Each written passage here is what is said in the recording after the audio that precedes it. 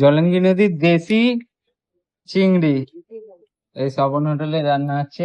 যাবে চিংড়িটা চাল কুমড়োতে যাবে। এই দেখতে পাচ্ছ চাল কুমড়োতে যাবে, কিছুক্ষণের মধ্যে ভাজা হবে।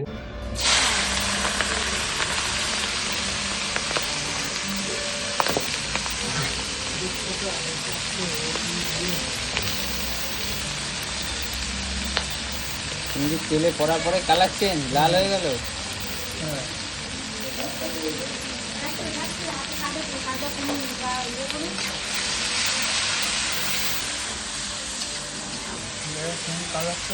হ্যাঁ চেঞ্জ হয়ে গেল, পুরো লাল হয়ে গেল।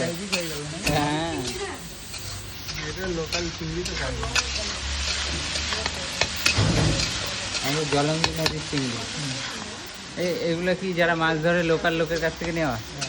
বাজার থেকে নেওয়া, ওরা নদীর ব্লক, নদীর মাছ।